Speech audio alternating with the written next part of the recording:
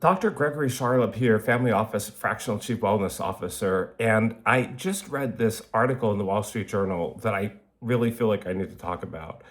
And the point of the article is that you have a lot of wealthy families, centimillionaire, billionaire families, and they run into a problem. And the problem is that over generations, their family wealth fritters away and the family splinters apart. And it's true that if you look at most very wealthy families, by the second, third generation, a lot of the wealth is gone and there's no family cohesion. The family story is lost. And all the money that the people made, the money that the patriarchs and the matriarchs made early in the family is just pissed away, forgive me for using the term. And so people are justifiably worried about this. They're thinking, well, I spent all this time.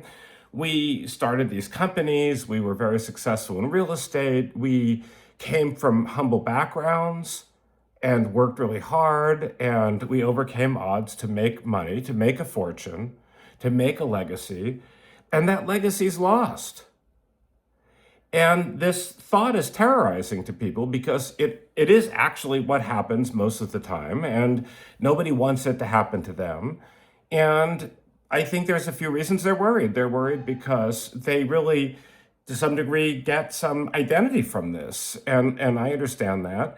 You've worked hard, you overcame the odds. Your identity to a large degree comes from your business or your holdings or the fortune you've amassed. And also, there's a genuine feeling that you want your kids and you want your grandkids and you want your great-grandkids to be stable and be successful, and you want them to live comfortable lives. And you also hope that they'll start their own businesses or carry on the family business. So I get it. I get the concern. It's a fair concern. And I get the motivation. I think it's a good motivation. But the problem is what the Wall Street Journal article said, which I just think is totally crazy, is they said that a lot of people are looking at this idea called a family mission statement or some version of it. And you've all seen this. Businesses have them, the business mission statement. And the business mission statement is full of gobbledygook. It's we're going to maximize shareholder value, and we're going to serve our customers, and we're going to, help the planet, and we're going to serve our employees, and it's just all this trash. And you just put it together, and it's inoffensive and doesn't mean anything, and no one cares about it.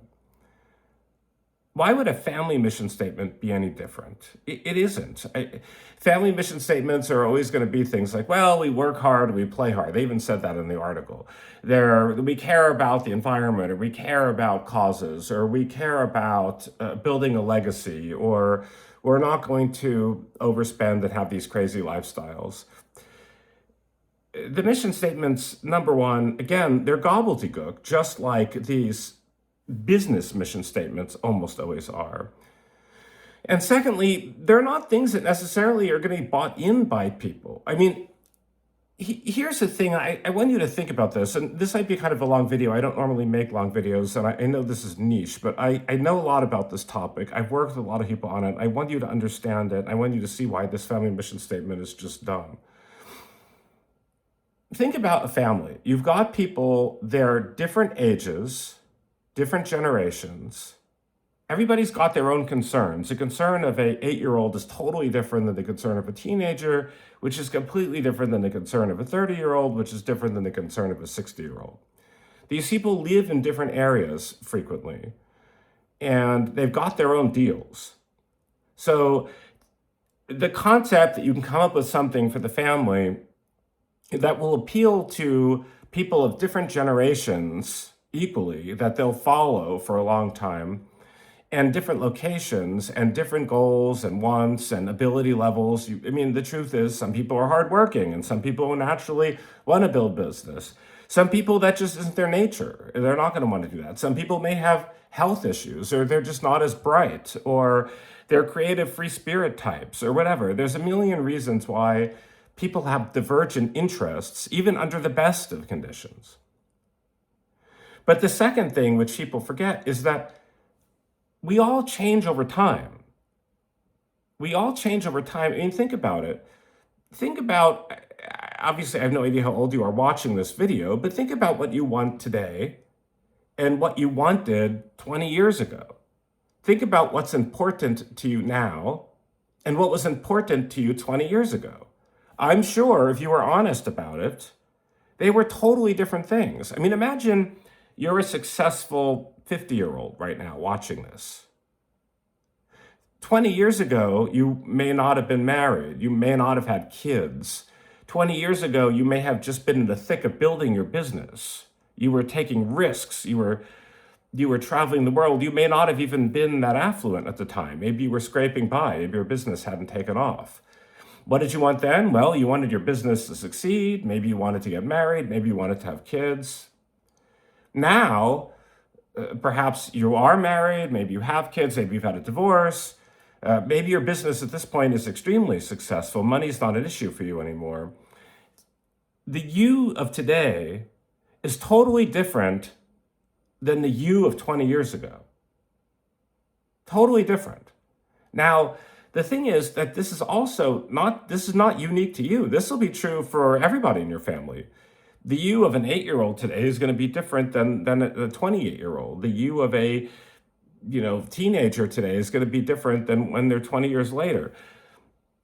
So my point is this: the idea that you could assume that people who are both different generations, different locations, everything will come together with the same goals is absurd.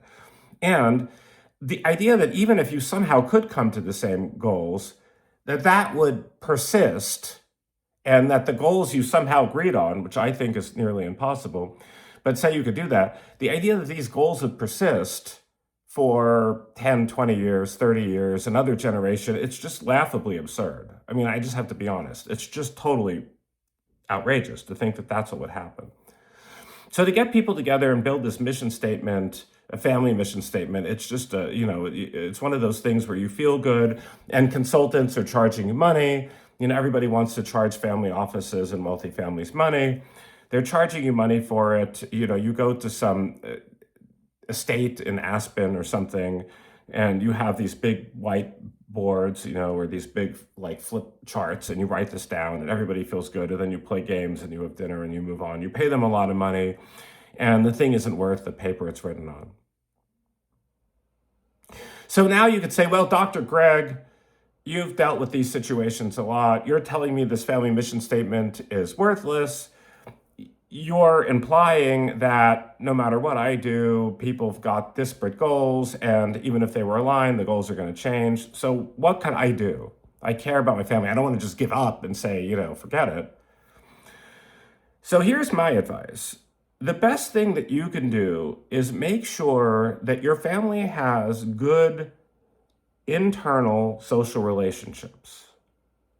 If your goal is to have things work out well 10, 20, 30 years from now, the best thing that you could do is make sure that your family members actually know each other, care about each other, spend quality time together. And then naturally, you are doing the best to stack the odds in your favor that in the future, they'll have a good relationship and things are going to work out and people are going to make sensible decisions that benefits the family. I mean, let me give you an example. Say you have some kids and they're young, and you've got some young kids and you want them to know their cousins who are also young. They live far away. They live in another state or something. Now, the truth is that they're not going to develop a relationship by texting or by FaceTiming. They just won't. The way they will develop a relationship is by seeing each other regularly, by doing activities together where they can hang out and get to know each other and grow up together as much as possible. So that means that you would intentionally need to make the time to have your young kids be with their young cousins and see each other regularly. That's how kids get to know each other. And if you keep that up and you make an effort to do it, they will have bonds that will last over time. And when they are adults and they don't need you to take them to see each other, they'll care about each other and they'll know each other and they will intentionally go and visit each other and they will carry on the family. So your job, if you want your family to have good cohesion, And you don't want your fortune squandered. Ironically, maybe to spend less time building your fortune, less time working hard, less time in the office, and focus on lifestyle design. And the lifestyle design angle here would be to say, well, I may need to work less so I can make sure that our family members have social time with each other, that I could make sure that our family members grow up together and they know each other. And that may require missing work, that may require missing meetings. You may lose out on some contracts or some income as a result of this. But if your goal is to preserve a lasting legacy, the best thing you could do is make sure that your family has a good social relationship internally. And that takes time, and that takes effort, and that takes lifestyle design. And you may need to intentionally decide that you're going to work less or rearrange your work schedule so your kids and cousins, everybody know each other. It's not going to be a family mission statement. Dr. Gregory Charlop here. I know this is a niche thing. I hope you'll consider what I have to say. I'd be happy to speak to you more about it. But don't let these consultants take you for a ride. That stuff isn't going to work. I'll speak soon.